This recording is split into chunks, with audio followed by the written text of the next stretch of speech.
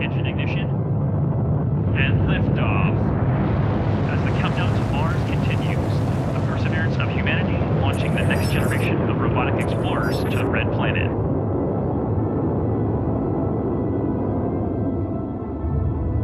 And Atlas TU has gone to closed-loop control.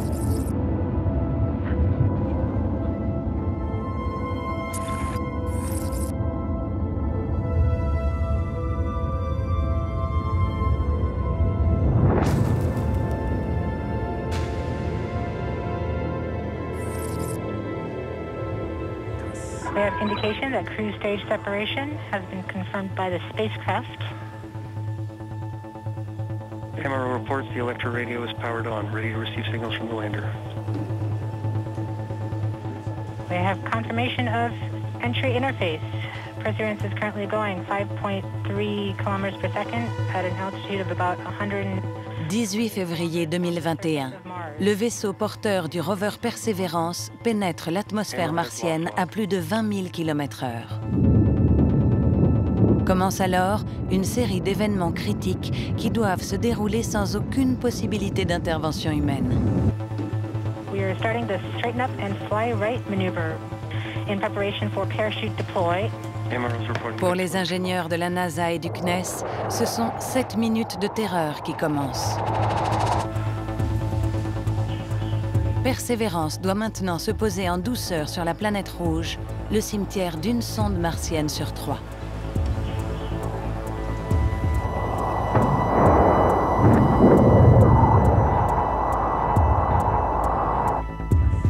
The navigation has confirmed that the parachute has deployed and we are seeing significant deceleration in the velocity. Our current velocity is 480 meters per second at an altitude of about 12 À bord de Persévérance, une dizaine d'instruments ultra sophistiqués a pour objet l'une des plus ambitieuses missions spatiales.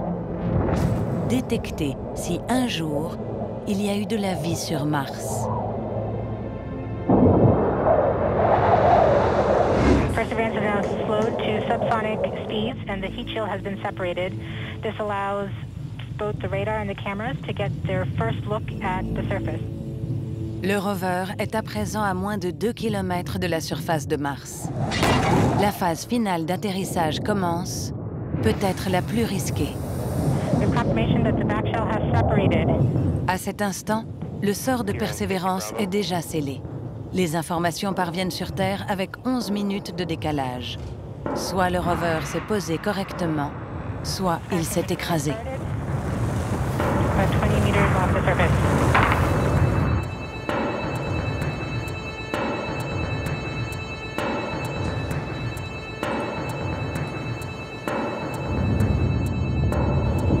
UHF is good. Touchdown confirmed. Perseverance safely on the surface of Mars, ready to begin seeking the sands of past life.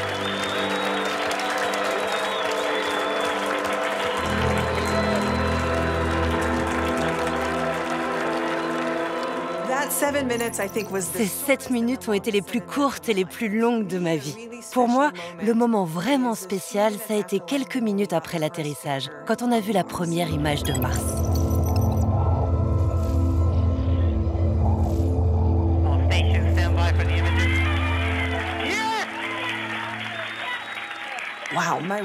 Mon robot, qui était ici il y a 7 mois, est aujourd'hui sur une autre planète. Cette photo n'est certes pas la première envoyée du sol martien, mais elle confirme que le rover Persévérance est a priori intact et parfaitement opérationnel. Grâce à lui, Mars va pouvoir révéler une partie de ses secrets.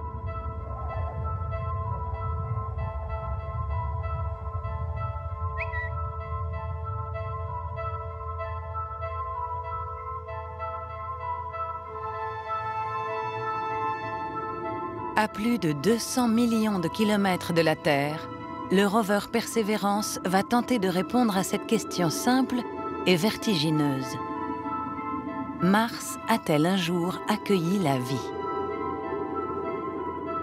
Pendant 1 an, il nous entraîne dans un voyage inédit à ses côtés.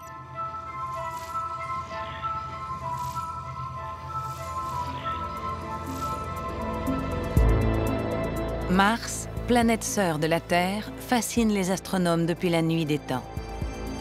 Mais c'est à la fin du 19e siècle que le fantasme d'une vie intelligente martienne prend corps, avec les fameux canaux soi-disant vus par Giovanni Schiaparelli. Convaincu, l'astronome américain Percival Lowell cartographie ces canaux et estime, à tort, qu'ils forment un réseau organisé servant à alimenter en eau des villes entières. Le mythe des Martiens est né et il nourrit encore les rêves de nombreux terriens.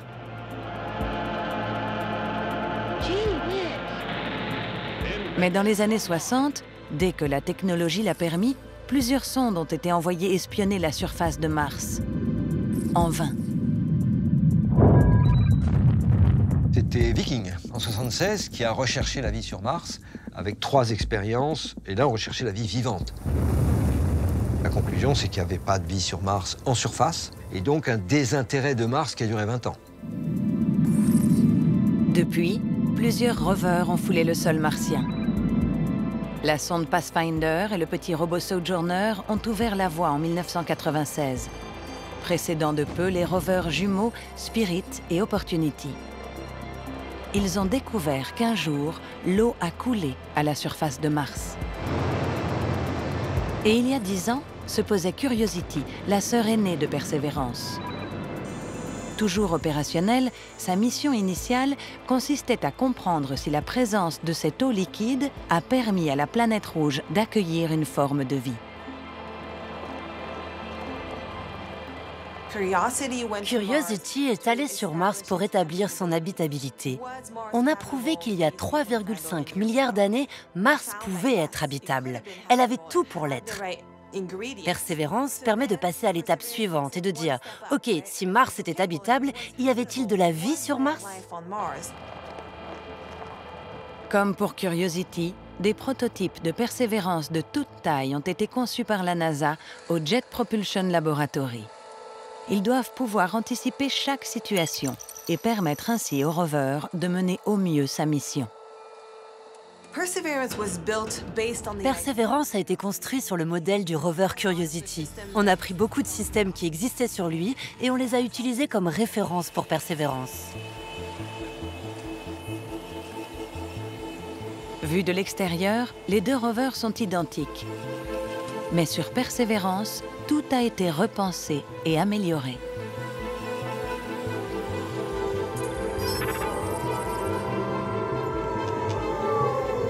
Les passagers à bord de Persévérance sont des bijoux de technologie. Des caméras très haute résolution, des spectromètres, des lasers et un radar à pénétration de sol le disputent à un extracteur d'oxygène, une foreuse et un collecteur d'échantillons. Donc ce sont des véhicules qui sont très très complexes. C'est pour ça qu'un robot, c'est avant tout 150, 200, 300 scientifiques qui sont derrière. Il a fallu 6 ans pour le développer, le construire, le lancer et 7 mois de plus pour qu'il atterrisse sur Mars.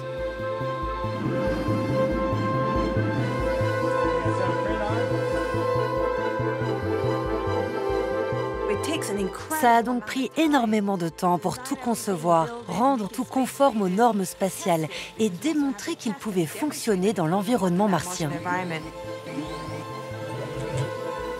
L'environnement martien est hostile, mais ce sont les températures extrêmes qui posent le plus de problèmes. Et Persévérance doit, en plus, produire sa propre énergie. Le problème des panneaux solaires sur Mars, c'est qu'on est tellement éloigné du Soleil qu'on a besoin d'une surface beaucoup plus grande pour obtenir la même énergie que sur Terre. Sur Mars, on a parfois des tempêtes de poussière et c'est souvent pour ça que les rovers cessent de fonctionner. On utilise donc une source nucléaire qui crée de la chaleur transformée en électricité. Ce générateur va ainsi permettre au rover et à ses instruments de fonctionner plusieurs années sans risque de panne à la surface de Mars.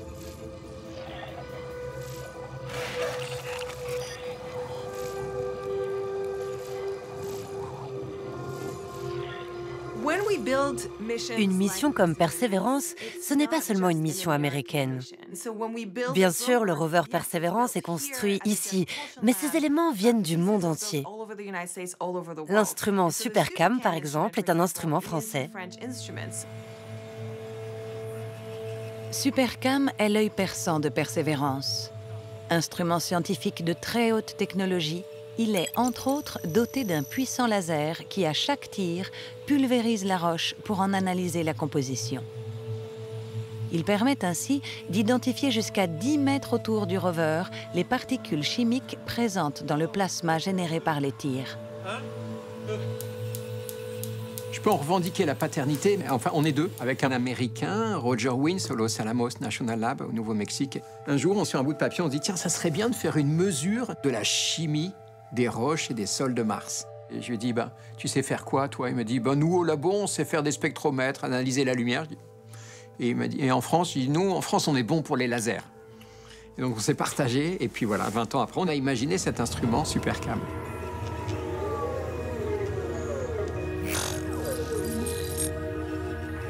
SuperCam contient ici un système de laser, de spectromètre, et qui nous permet, avec ce télescope ici, de faire des images extrêmement détaillées de la surface de Mars.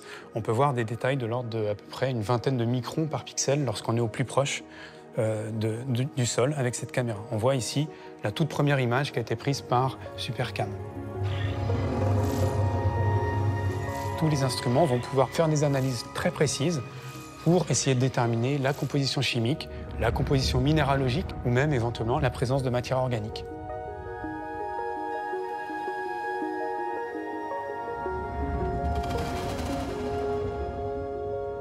Les Américains disent de SuperCam que c'est un couteau suisse, c'est-à-dire c'est un peu l'outil à tout faire.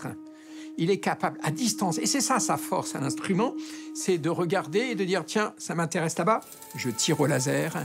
Un laser rouge, je fais la chimie. Un laser vert, je fais vibrer les molécules et je vois les liens moléculaires ou les structures moléculaires. Je regarde le réfléchi du soleil, l'infrarouge, je vois encore la signature moléculaire. » Et il y a également un micro sur SuperCam qui permet d'enregistrer les sons.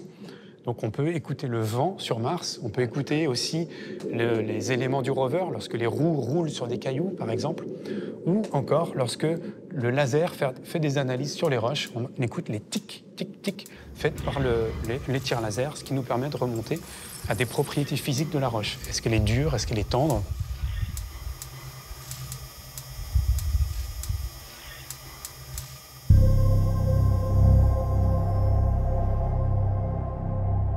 Lanzarote, aux Canaries. Il a fallu 20 millions d'années de volcanisme pour donner à cette île un aspect unique. Elle est si caractéristique qu'elle est devenue l'un des terrains d'entraînement des agences spatiales qui viennent simuler ici les difficultés que rencontrent les missions martiennes, qu'elles soient robotiques ou peut-être même bientôt humaines.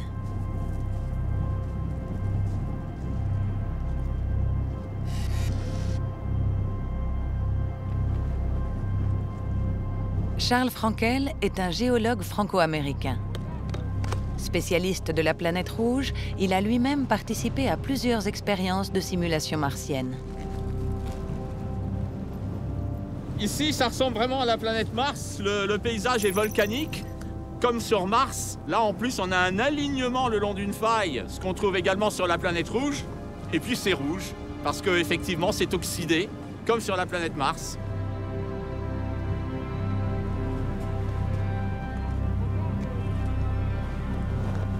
Mars, c'est vraiment similaire à la Terre. Au départ, ce sont des planètes qui ont connu la même origine. Il y a eu une époque, en fait, bénie, où il y avait des rivières, des lacs qui se remplissaient.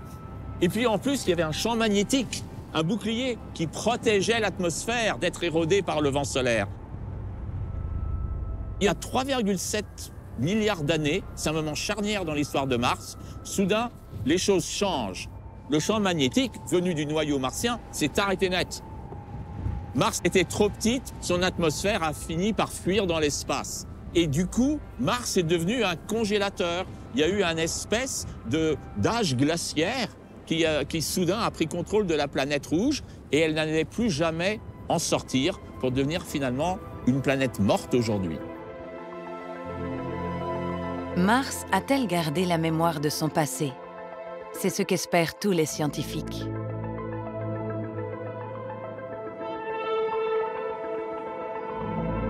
La mission Persévérance commence. Les équipes du CNES et de la NASA se mettent au rythme de Mars. Car sur la planète rouge, les journées sont plus longues que sur Terre. Chaque jour martien, appelé un sol, dure 24 heures et 40 minutes.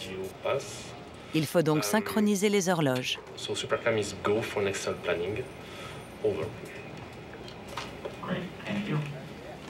On démarre notre mission. On se pose. On a une mission de référence de 3 ans. Si on tombe en panne avant 3 ans, là, on aura échoué.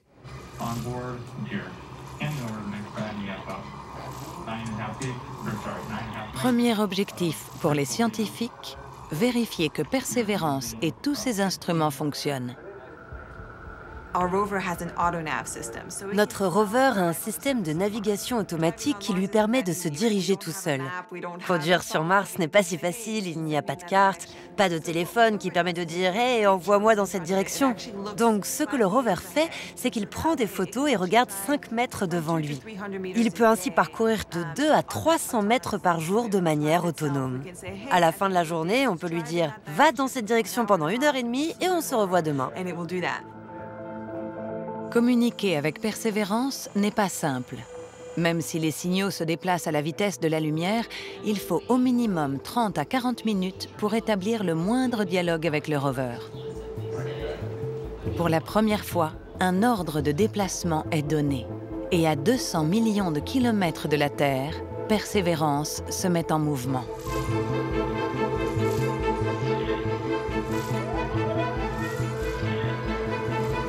La nuit, le rover s'immobilise. Il envoie alors sur Terre les informations qu'il a récoltées dans la journée. Et il reçoit le programme très précis des tâches qu'il doit exécuter le lendemain. Chaque point de l'image est repéré par ses coordonnées par rapport au rover. Et donc le rover, lui, quand on lui dit bah, « tu pointes à cet endroit-là », lui, il sait exactement comment tourner la tête pour pointer exactement sur le point qu'on veut. Et après, on lui demande, voilà, tu fais 5 points alignés dans telle direction, avec le laser, avec l'infrarouge, avec des images.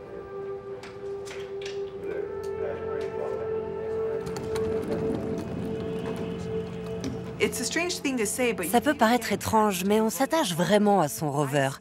J'ai passé 2 mois et demi dans ce qu'on appelle le temps martien. En fait, on vit totalement sur Mars avec notre rover. Si vous deviez me faire atterrir là où Persévérance s'est posée, je saurais exactement où aller.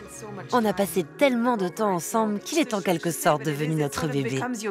Pour nous, on ne le voit pas comme une simple machine, c'est-à-dire qu'on suit ses gestes, on suit ses pas, on lui dit ce qu'il doit faire au quotidien. Donc, si vous voulez, la moindre anomalie, la moindre difficulté qu'il peut rencontrer là-bas, parce que lui aussi, il dit, bah là, je vais pas bien, je suis stoppé, voilà ce qui m'arrive, il nous envoie des éléments. Puis nous, avec ça, il faut arriver à comprendre ce qui se passe pour lui. On regarde comment le soigner, comment de suite pouvoir le faire repartir.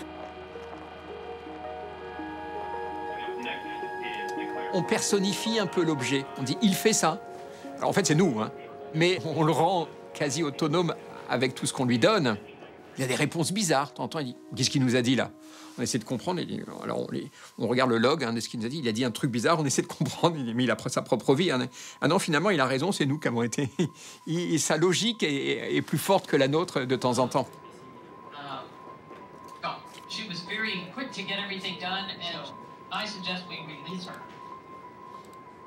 Le premier morceau, on l'a fait, c'était la recette. La recette, c'était 3 mois, un petit peu plus 3-4 mois, où là, on s'est posé et on a regardé si le bras allait bien, si les roues allaient bien, si la tête tournait bien.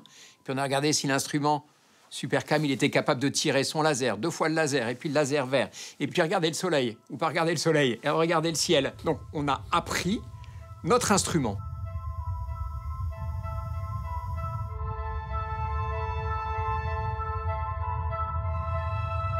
Supercam a même permis d'immortaliser pour la première fois une étonnante éclipse du Soleil par le petit satellite martien Phobos.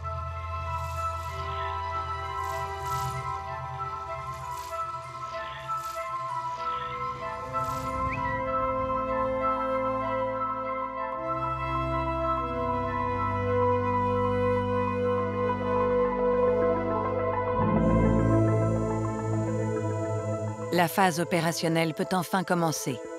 Premier objectif pour Persévérance, caractériser le sol martien. Le rover s'est posé dans un cratère appelé G0. Cette immense dépression formée par la chute d'une météorite a été soigneusement choisie par la NASA parmi des centaines d'autres sites. C'est l'un des endroits sur Mars où les chances de trouver des signes fossilisés de vies anciennes sont les plus fortes. Mandatés par la NASA, les géologues du CNRS Nicolas Mangold et Stéphane Lemoellic prennent souvent le relais de leurs homologues américains pour conduire Persévérance vers les zones géologiques les plus intéressantes. Situé à 3000 km de l'endroit où évolue Curiosity, le site dans lequel s'est posé le rover a été entièrement modélisé grâce aux images fournies par les sondes placées en orbite martienne. Là, on a une vue globale de Mars qui nous permet de voir l'ensemble de la planète. Et on voit où sont les différents sites d'atterrissage. Là, on est la partie où s'est posé le rover Curiosity il y a une dizaine d'années, la sonde InSight en 2018, et Persévérance s'est posée ici. On voit la trajectoire ici du rover lorsqu'il est arrivé. Et ce que l'on voit ici, en fait, c'est le cratère G0 qui est l'objectif prioritaire de cette mission Persévérance.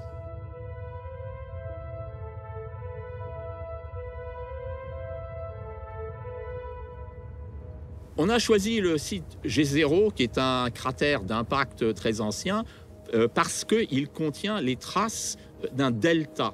On a vraiment la preuve qu'une rivière, autrefois, s'est jetée dans un lac, parce que pour avoir un delta, il faut avoir une rivière et un lac.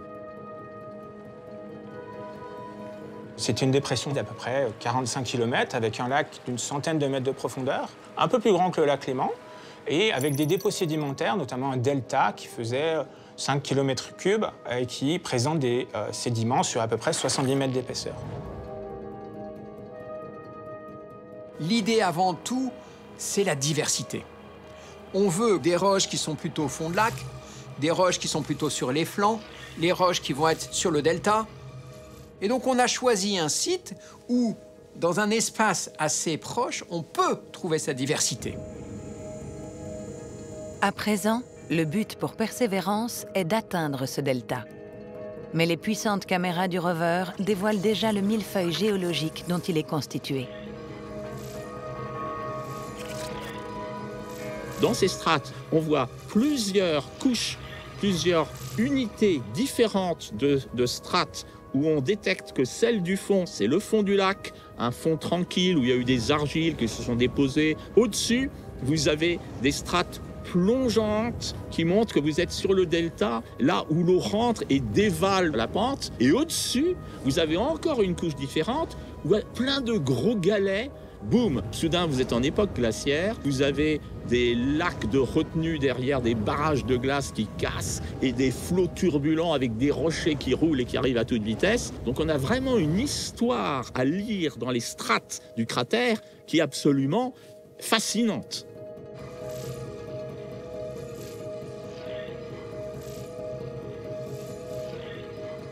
Un jour, le responsable de la caméra dit « Tiens, il y a une butte là-bas, si on prenait en photo la butte. Comme ça, elle est très loin, ça nous fera une référence. » On voit arriver la donnée, on dit « C'est merveilleux. On est au fond d'un lac fermé. » Et donc, on a des résultats. Les photos sont très révélatrices, mais la découverte virtuelle du cratère atteint ses limites. Il faut à présent se rendre directement dans la zone à étudier. Pour des raisons évidentes de sécurité, Persévérance avance lentement. En comparaison, les astronautes lunaires parcouraient en jeep 3 fois plus de distance en une seule journée que Persévérance ne le fait en 1 an.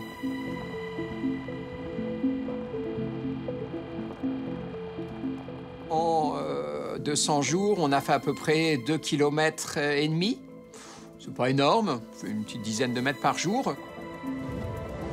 C'est suffisant pour travailler sereinement, mais c'est trop peu pour explorer l'immensité du cratère G0. Et chaque jour qui passe réduit les chances de rejoindre le delta tant convoité.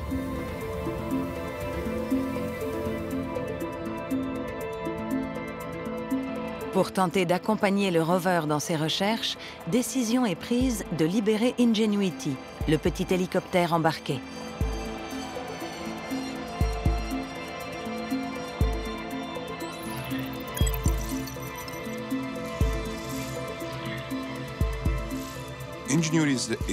Ingenuity est un démonstrateur de technologie. Il y a 3 défis pour faire voler un hélicoptère sur Mars. Le premier, c'est l'atmosphère qui est à 1% de la densité terrestre. C'est une atmosphère très très fine. Les 2 autres défis sont la température, moins 90 degrés la nuit, et bien sûr la gravité, un tiers de la gravité terrestre. Pour tester ça, ici au Jet Propulsion Laboratory, nous avons une chambre d'essai où nous avons pu équilibrer l'atmosphère, la température et la gravité rencontrée sur Mars.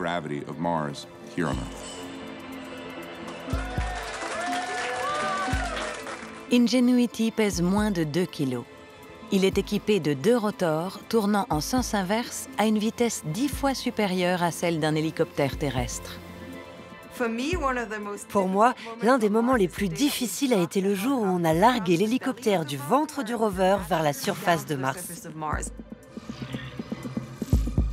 J'étais responsable de cette opération et c'était incroyablement stressant de s'assurer que notre petit ami était bien installé sur Mars.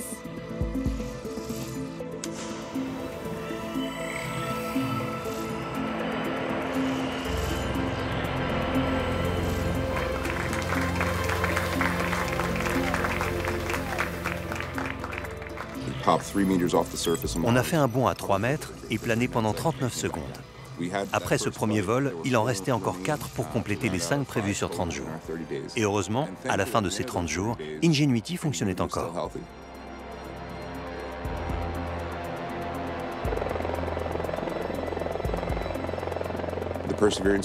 Avec la NASA, on a décidé qu'il était utile de poursuivre les vols, Ingenuity pouvant servir d'éclaireur. On peut voler le long d'une falaise, plonger dans une grotte, aller à très haute altitude ou bien faire un repérage en tondeuse à gazon au-dessus d'une région digne d'intérêt. Aujourd'hui, Ingenuity fournit déjà une reconnaissance pour Perseverance. Envoyé en éclaireur, Ingenuity fait plus d'une vingtaine de vols et envoie au rover une moisson d'images en haute résolution. Perseverance peut ainsi choisir son trajet vers le delta.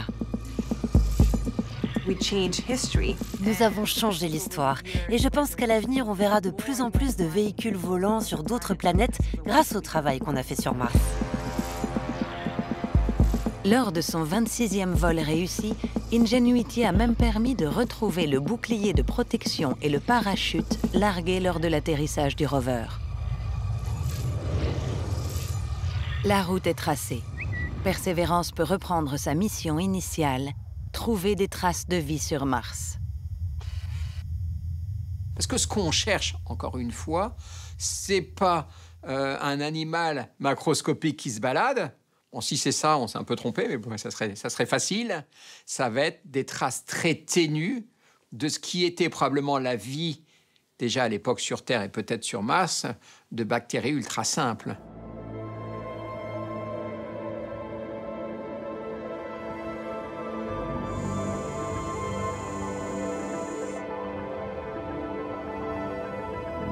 Michel Viseau est vétérinaire de formation et membre du Corps européen des astronautes. Aujourd'hui, il est surtout l'un des spécialistes mondiaux de l'exobiologie. Quand on parle de vie, et quand on parle de vie extraterrestre d'une façon générale, on s'attache à l'élément le plus simple qui sont la forme microbiologique, de microbes. Donc, si on trouve les traces d'une forme de vie bactérienne sur Mars, on a trouvé la vie. Point. On a trouvé une nouvelle forme de vie. Et si on trouve une trace de vie concrète, même fossilisée, ça y est, il y a une deuxième forme de vie dans l'univers. Et c'est ça la réponse que l'on cherche. Après que ça a fait des petits bonshommes, sur Mars, ça n'a pas pu se produire. Les missions Viking, lancées en 1975, ont démontré que le vivant, même sous sa forme la plus simple, n'existe pas à la surface de Mars. Mais dans les roches, dans les profondeurs ou dans l'atmosphère martienne, un doute persiste.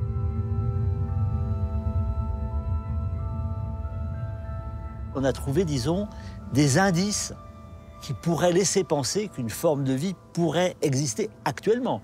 On parle d'une production actuelle de méthane. Ce méthane, dans l'ambiance martienne, a une durée de vie de quelques dizaines ou quelques centaines d'années. Si on trouve du méthane maintenant, ça veut dire qu'il est produit récemment. Ça veut dire que d'une façon ou d'une autre, au cœur de la planète, il y a un système qui produit du méthane. Ça peut être un système de type volcanique, pour simplifier, ou bien ça pourrait être de la vie.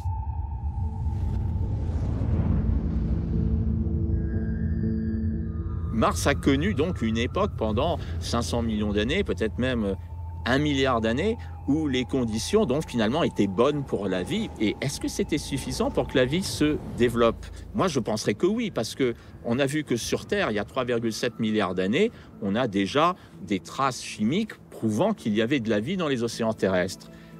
Personnellement, j'aimerais croire que la même chose s'est passée sur Mars.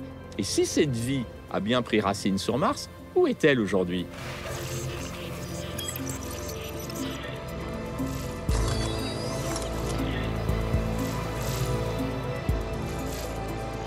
Persévérance, après un périple de 5 km, arrive enfin à l'endroit le plus attendu de sa mission, le delta, à l'embouchure de la rivière ayant alimenté le cratère.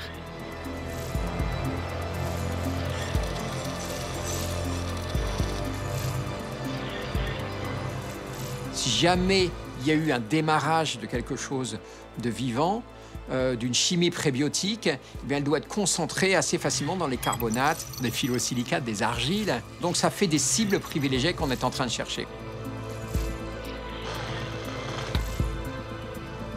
Sur Terre, que ce soit au fond des océans, dans les zones volcaniques, on a des zones qui permettent d'avoir de développement de la vie dans des conditions très extrêmes. Et ces conditions extrêmes, on les a eues sur Mars probablement, mais on ne sait pas lesquelles ont favorisé la vie. On pense que certains organismes qui vivent aujourd'hui sur Terre dans des endroits bien particuliers pourraient, dans quelques micro-environnements, se développer sur Mars. Purificación López Garcia est une spécialiste des micro-organismes qui vivent en milieu extrême. Le site hydrothermal de Dalol, au nord de l'Éthiopie, est certainement le plus représentatif de ces écosystèmes dans lesquels toute vie semble impossible. Ici, les organismes unicellulaires vivent dans un gradient de température et d'acidité extrême. On trouve en bordure de Dalol des écosystèmes où on trouve la vie et surtout sous forme d'archées. Donc, c'est des petits micro-organismes comme des bactéries particulièrement bien adaptés à des conditions de température très élevées, jusqu'à 120 degrés environ, des niveaux de pH très variés, des systèmes très acides. Donc, l'étude de ces organismes extrémophiles nous permet de mieux définir des conditions où la vie aurait pu apparaître et perdurer dans d'autres systèmes en dehors de la Terre. Si une vie avait émergé sur Mars et pu se maintenir dans ces conditions, elle pourrait effectivement exister dans ces systèmes si tant est qu'il y ait des conditions d'eau liquide et la présence de sources d'énergie. On a aussi sur les sources thermales de Dalol des endroits où il y a de l'eau liquide, mais il n'y a pas la vie. Donc il faut faire très attention parce que justement, à Dalol, c'est un des endroits où on trouve des petites structures qui ressemblent à des microfossiles, mais qui n'en sont pas. Ce sont des structures minérales et donc ça rajoute à la confusion et ça illustre bien même sur Terre, les difficultés de trouver des bonnes signatures qui tracent vraiment du vivant. Donc les scientifiques qui doivent aller sur Mars doivent être sceptiques et évidemment mettre à son acquis tout type de techniques qui sont de plus en plus développées, mais être bien conscient aussi qu'on s'attaque à un problème qui n'a pas une solution facile. Un point positif pourrait néanmoins aider les chercheurs. Contrairement à celle de la Terre, la croûte de Mars n'a pas été renouvelée par la tectonique des plaques. Persévérance peut donc effectuer des recherches dans des argiles très anciennes. Et si la vie a existé sur Mars, ces argiles contiennent peut-être encore des composants du vivant, tels que de l'azote ou du carbone.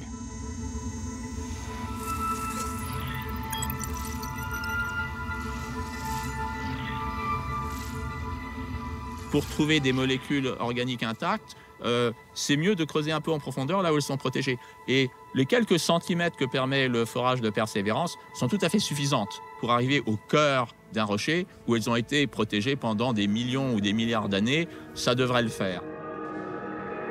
Pour la première fois, la puissante foreuse va tenter de récupérer les éléments organiques susceptibles d'être piégés dans les sédiments. Après un examen de surface, la foreuse procède au premier carottage. Lorsque c'est fait, le bras robotique se replie vers le corps du rover afin d'y stocker les plus pertinents des échantillons récoltés. Ce système de prélèvement d'échantillons est tout aussi complexe que le reste du rover. Il doit être capable d'extraire des carottes de la surface de Mars, de les traiter, de les mettre dans un tube, puis de passer ce tube avec un bras robotique à l'intérieur du rover qui prend alors des photos et fait des analyses instantanées de ces échantillons. Puis il les scelle pour pouvoir les conserver longtemps sur Mars.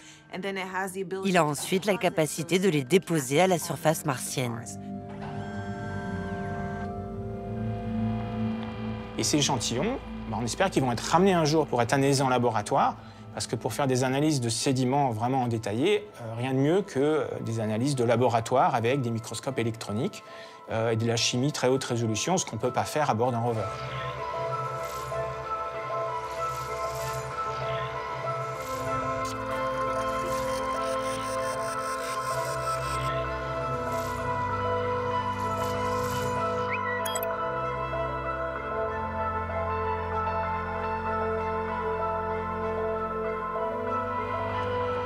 Persévérance va larguer un certain nombre de tubes, pas la totalité.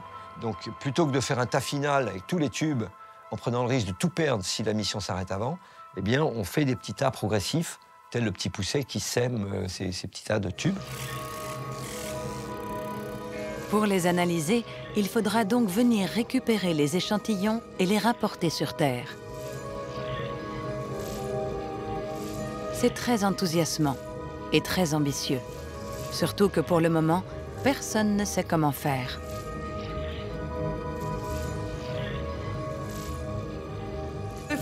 On peut déjà trouver extraordinaire de collecter des échantillons et de les déposer sur Mars. Mais en plus, on va devoir les ramener. Et donc, les équipes du Jet Propulsion Laboratory et de la NASA réfléchissent déjà à la manière de le faire. C'est la première fois que nous devons lancer quelque chose depuis une autre planète. Pour ramener ces échantillons sur Terre en toute sécurité, il y a un certain nombre de défis à relever qui dépassent tout ce que nous avons fait auparavant. Le système de récupération ne sera pas opérationnel avant 2028. Mais évidemment, les chercheurs sur Terre travaillent déjà sur ce nouveau défi. Ces tubes seront récupérés par un rover, un véhicule européen, qui va aller les récupérer avec un bras, les mettre dans un petit panier, comme un caddie, et il va les rapporter vers l'endroit où il y aura la fusée qui doit mettre un conteneur en orbite. Cette fusée va nécessiter probablement un atterrisseur à lui tout seul. Il faut que cet atterrisseur se pose très précisément, pas très loin de là où sont posés les tubes, parce que s'il se pose à 100 km, c'est foutu. L'atterrisseur qui va récupérer les échantillons est un concept sur lequel nous travaillons. Il permettra de lancer en l'air une fusée avec les échantillons de la surface de Mars vers l'espace. L'avantage, c'est qu'on n'a pas à s'occuper d'une rampe de lancement pour mettre la fusée dans la bonne position. Le véhicule qui fait 2,80 m, presque 3 mètres, il va peser 400-500 kg, vous allez le jeter en l'air et hop, la fusée va s'allumer. Et avant qu'elle ne retombe, il faut qu'elle parte.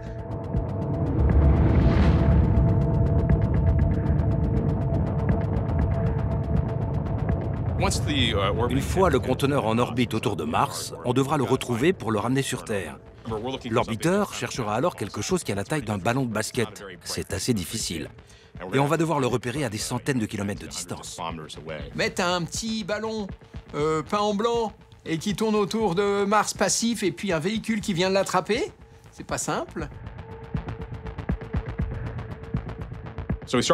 On commence par chercher les autres parties de la fusée qui sont plus grosses. L'étage supérieur de cette fusée a une balise radio à bord qui crie de temps en temps pour nous dire où il est. Et ensuite, le conteneur est transféré à l'intérieur, dans la capsule. Il reviendra sur Terre 6 mois plus tard.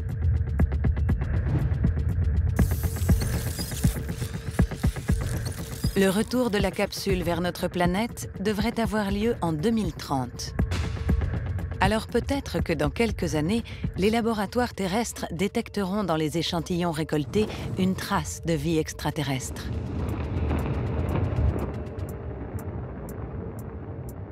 Trouver une forme de vie sur Mars, c'est une révolution, parce que ça veut dire que la vie terrestre n'est pas unique. Si elle n'est pas unique, on rentre dans le raisonnement par récurrence, c'est-à-dire 1, 2. Si on trouve par hasard une troisième, il y en a partout. Si tout va bien, 500 grammes de roches martiennes et quelques tubes témoins reviendront sur la planète bleue. Il faudra s'assurer que les tubes contenant les échantillons n'auront pas été pollués par des molécules organiques terrestres apportées par Persévérance. Les risques de contamination sont faibles, mais ils peuvent avoir des conséquences terribles en faussant les résultats. Les premiers explorateurs de l'espace, donc dans les années 60, se sont souvenus d'une chose, c'est du manque de précaution de leurs prédécesseurs à eux. La diffusion des maladies lors de la découverte du Nouveau Monde est un chapitre assez malheureux de l'histoire de l'humanité, avec des échanges d'ailleurs dans les deux sens. Une pollution biologique terrestre à l'encontre d'une forme de vie martienne, une fois que la pollution est faite, c'est irrécupérable. Nous pourrions dire la même chose aussi d'une pollution de la vie terrestre par des formes de vie martienne. Un astronaute contaminé par une espèce martienne inconnue, que devient-il? Est-ce que l'on peut le ramener sur Terre? Est-ce qu'on va au contraire ne jamais le ramener sur Terre? Est-ce qu'on va le ramener sur Terre mais le laisser confiné jusqu'à la fin de sa vie? Il y a tout ce qu'il faut en termes de films de science-fiction pour imaginer ce genre de choses. Beaucoup de précautions devront être prises, mais les humains iront sur la planète rouge. C'est inéluctable. Cependant, avant même de penser à en revenir, ils devront d'abord apprendre à survivre sur Mars.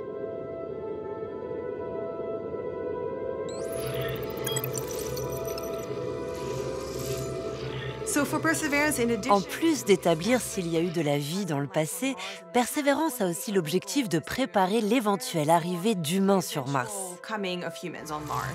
Il y a quelques instruments à bord pour préparer ça. Il y a le MEDA Instrument, une station météo qui permet de comprendre les régimes climatiques sur Mars, comme le vent, mais aussi la pression de la poussière. Il existe aussi un radar à pénétration qui nous permet de comprendre la structure du sol. Si nous voulons un jour construire quelque chose sur Mars, il est vraiment important de connaître le régolithe martien.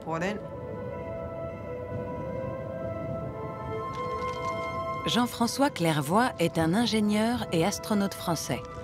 Il a déjà accompli 3 missions spatiales avec la NASA. Il sait qu'avant de pouvoir envoyer des humains sur Mars, les missions robotisées sont absolument nécessaires. Il faut qu'on démontre notre capacité d'aller vers Mars et d'en revenir en mode automatique avant de le faire avec des humains. Donc la mission de retour d'échantillons, auquel contribue Persévérance, est une étape clé avant la décision de pouvoir s'engager dans un vol habité vers Mars. Mais pour envoyer des humains vers Mars, il faudra extraire le maximum de ressources pour manger, pour boire, pour respirer, pour ravitailler le vaisseau de retour sur place, pour ne pas avoir à tout envoyer depuis la Terre.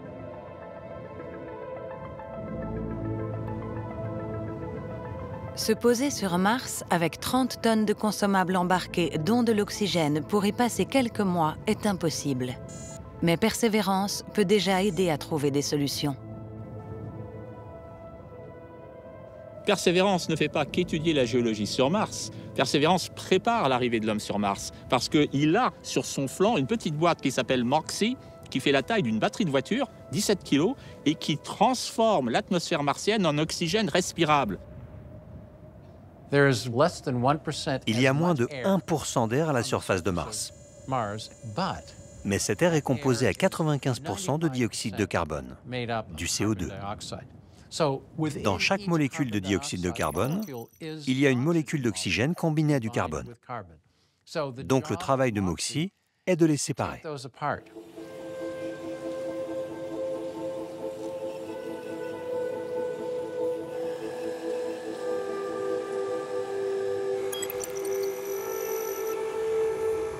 Alors, comment est-ce que MOXIE fonctionne? Il aspire le dioxyde de carbone de l'atmosphère martienne, il le fait passer dans une machine à électrolyse qui va dissocier la molécule en un atome d'oxygène, rejeter le CO restant du monoxyde de carbone dont il n'a plus besoin dans l'atmosphère, et ainsi il va amasser des atomes d'oxygène qui vont se combiner pour faire des molécules de dioxygène respirables. Vous et moi, nous avons besoin de 20 à 30 grammes d'oxygène par heure pour vivre et vaquer à nos occupations. Jusqu'à présent, MOXIE a fonctionné 8 fois sur Mars et a produit un peu plus de 50 grammes d'oxygène, ce qui nous permettrait de rester en vie quelques heures.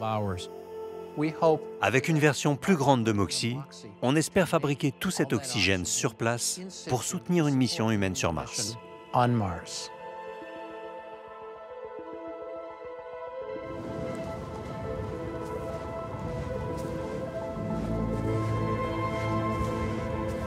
Les humains seront beaucoup plus performants que les robots une fois sur place, parce que l'intelligence artificielle, elle ne fait que ce pourquoi elle est programmée, même si c'est assez sophistiqué. Vous ne verrez jamais un robot s'exclamer « Oh, regarde !»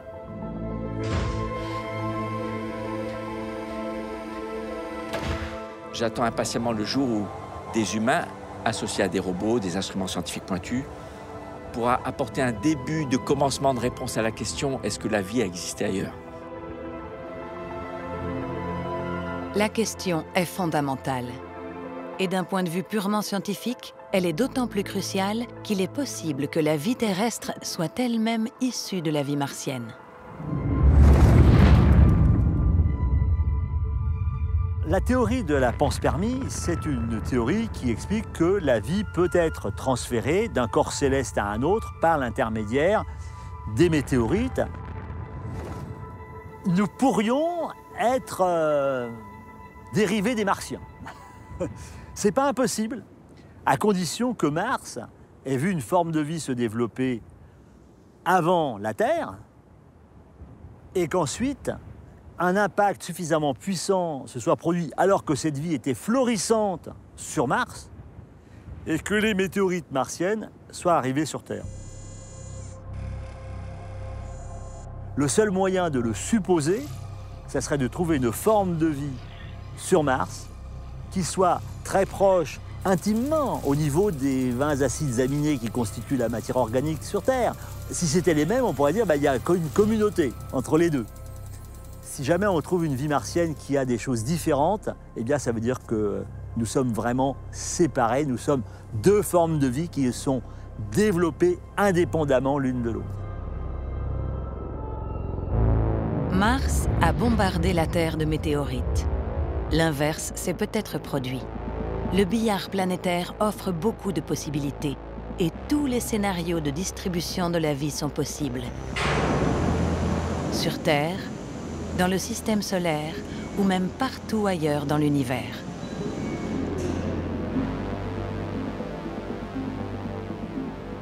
Cette question de la pluralité des mondes, de la vie extraterrestre, hante l'esprit des philosophes, des théologiens et des scientifiques plus récemment. Sommes-nous seuls? Ça peut déjà créer deux sentiments. Soit le fait de dire « j'ai peur d'être tout seul ». Ça peut être terrifiant, ne serait-ce qu'en termes de responsabilité. Si demain nous disparaissons de cette planète, il n'y aura plus jamais de vie dans l'univers. Ça peut aussi nous faire peur parce qu'on se dit, mais si demain nous découvrons d'autres formes de vie, alors nous ne sommes pas seuls, nous ne sommes pas les plus beaux, nous ne sommes pas les plus intelligents, Et ça, notre ego en prend un sacré coup. Et pour certaines philosophies, pour certaines religions, c'est assez difficile de l'admettre.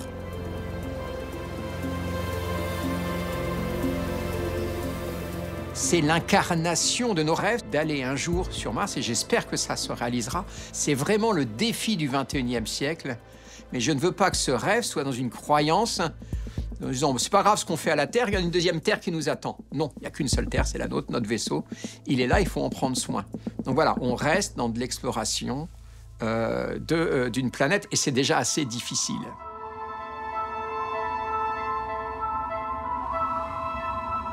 Je ne sais pas qui a eu l'idée de ce nom de persévérance, mais je trouve l'idée assez extraordinaire parce que persévérer, c'est une des grandes qualités du chercheur. Persévérance, c'est au fond le nom que nous pourrions donner à tous les programmes scientifiques de l'histoire et du monde entier. Persévérance va poursuivre plusieurs années encore sa quête de la vie sur Mars. Quels que soient les résultats obtenus, le robot solitaire aura donné non seulement un grand projet à l'humanité, mais il lui aura aussi offert une belle part de rêve.